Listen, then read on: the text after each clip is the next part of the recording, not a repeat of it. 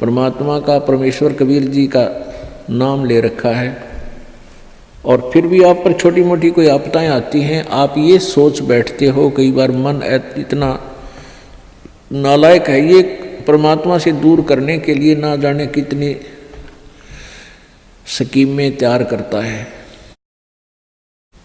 अपने हिसाब से सोचता रहता है। क्या सोचते हैं कि मैंने पाठ भी करा दिया, मैंने 4-5 महीने नाम लिए भी हो गए हैं, और फिर भी मेरी भैंस मर गई। अब पुण्यात्माओं विचार करो,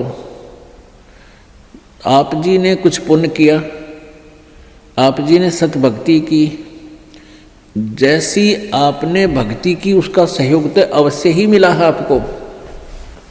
जैसे सर्दी बहुत है और उस सर्दी के अंदर आप जी ने स्वेटर पहन रखी है, और स्वेटर पहनने के बाद भी आपके हाथ पैर ठिठुर रहे हैं, आपको सर्दी लग रही है, तो कंबल ओढ़ना चाहिए।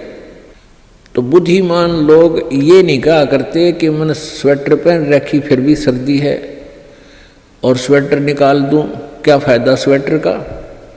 कई भक्तों के मन में ऐसी दुर्भावनाएं आ जाती हैं कि हमने इतने दिन हो गए भक्ति करते ने, नाम लिए ने, और पाठ भी हम करा रहे हैं, और फिर भी हमारे ऊपर आपदाएं आ रही हैं। तो पुण्यात्माओं, जैसे आप जी ने अभी स्वेटर पहनी है और स्वेटर ने अपना काम कर रखा है जैसी उसकी सामर्थ्य है, और कोई न सोचा है कि क्या फायदा हुआ, नाम तो मैंने इतने दिन हो गए भक्ति करते, दान करते, और इस नाम को त्याग देता हूँ, तो वो मूर्ख है। मूर्ख मीन वो ज्ञानहीन है, इस तत्व ज्ञानहीन है, उसको अभी ये ज्ञान समझ में आया नहीं है। अब जैसे उस स्वेटर का जितना अपना प्रोटेक्शन करने का था वो प्रोटेक्शन उसने कर रखा है, लेकिन सर्दी ज़्यादा है, उसके लिए स्वेटर पहन, वो जर्सी पहन, और जर्सी से भी सर्दी नहीं लग रही है तो उसके ऊपर का कंबल या चादर मोटी ओढ़। ये नहीं कि सर्दी लग रही है तो इस स्वेटर न निकाल दूँ, जर्सी पहन ली, इससे भी सर्दी लग रही है इसको भी फेंक दूँ, तो उससे तो सर्दी आपकी जान ले लेगी। तो ऐसे ही आप जी जितनी भी भक्ति कर रहे हो अभी तक, उसका सहयोग उतना सारा आप जी को अवश्य मिला हुआ है। तो ये सोच लेना चाहिए कि आप जी के कर्मों की यह सर्दी बहुत ज़्यादा है, अत्यधिक है। आप जी भक्ति भी कर रहे हो, नियमित रह रहे हो, और दान धर्म भी कर रहे हो, और फिर भी आपके ऊपर आपदाएं हैं, तो आप जी की ये कर्मों की सर्दी बड़ी भयंकर थी। अगर आपने प्रोटेक्शन ना कर रखा होता, परमात्मा की शरण में नहीं होते, तो आपकी जान चली जाती, परिवार में भी बहुत हानि हो जाती। अब तो एक भैंस मरने से ही काम चल गया, भैंस तो और 20 दे भगवान, अगर आपकी भक्ति ठीक रही तो इस प्रकार आप जी ने अपने तत्व ज्ञान को संभाल कर रखना है, इस पर असर करना है, अमल करना है, और इसके आधार से अपने इस भक्ति मार्ग पर लगा रहना है। अब कई भक्त कहते हैं जी हमें, मेरे 3 दिन मंत्र ना जपा, मैंने 4-5 दिन मैंने नाम नहीं जपा। क्यों नहीं जपा? कि टेंशन हो गई थी। अरे भले आदमी टेंशन तो हो जा, खैर टेंशन भी हो जा, लेकिन भगवान की भक्ति भी अपना करता रहे, दुखी सुखी हो गए। उस टेंशन को भी पड़ी रहेगी, लेकिन मंत्र भी थोड़ा बहुत कर लेना चाहिए, छोड़ना नहीं चाहिए। अब ये तो मंत्र इस काल ने तो इतनी टेंशन कर रखी है इस प्राणी के साथ में, गिनती है को ना।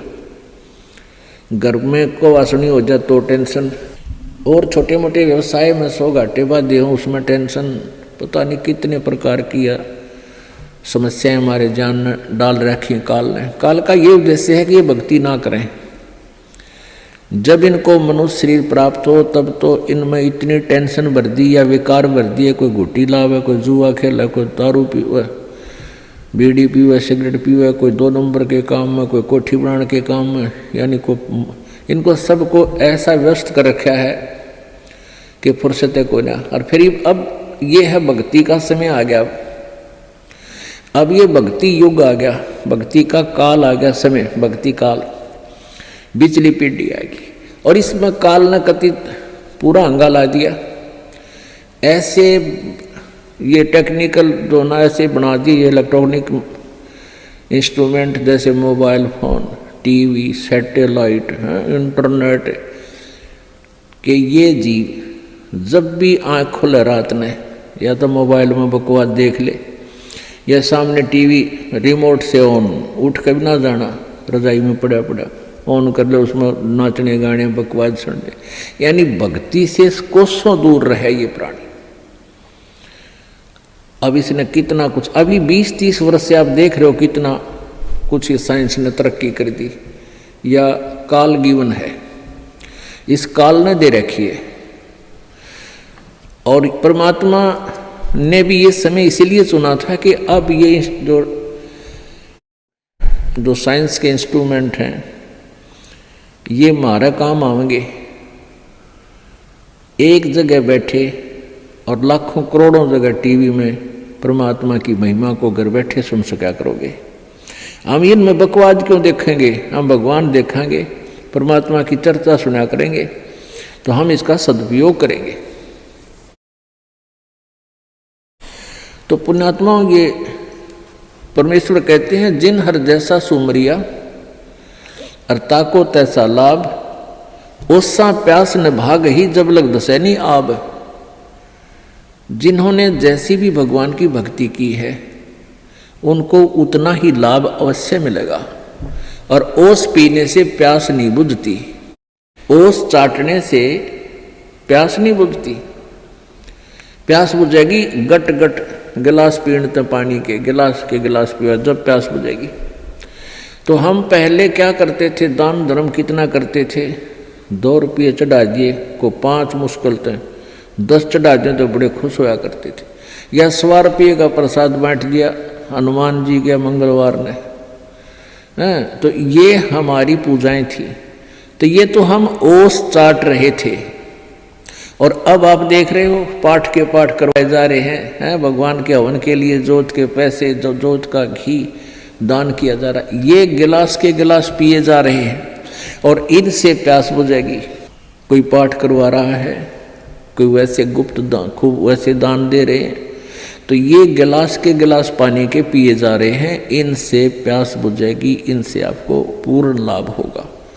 और सतभक्ति मंत्र करेंगे, आजीवन मर्यादा बढ़ेगी। अब ये टेंशन तो काल ने या पैदा कर रखी है कि वो भक्ति ना कर सके, लेकिन इन टेंशनों में ही आपने भक्ति करनी पड़ेगी। चाहे रो के करो, चाहे खुश होकर कर लो, दुखी होकर कर लो।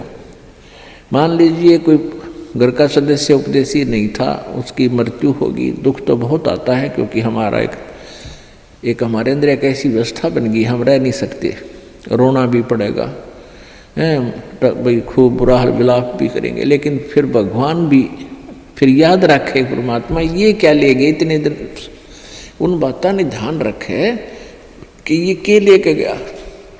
अगर हम ये भक्ति कर रहा होता, परमात्मा इसको जीवन दान भी देता, इसकी आयु भी बढ़ा देता यदि सत भक्ति करता था।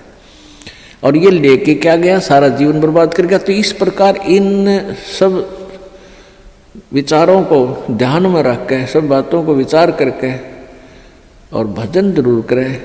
चाहे वो याद तो बहुत आते हैं, मृत्यु को प्राप्त हो जाते हैं जो साथी परिवारजन, लेकिन भगवान भी रो रो के मालिक ने भी याद रखे, मतलब भूला नहीं भगवान को।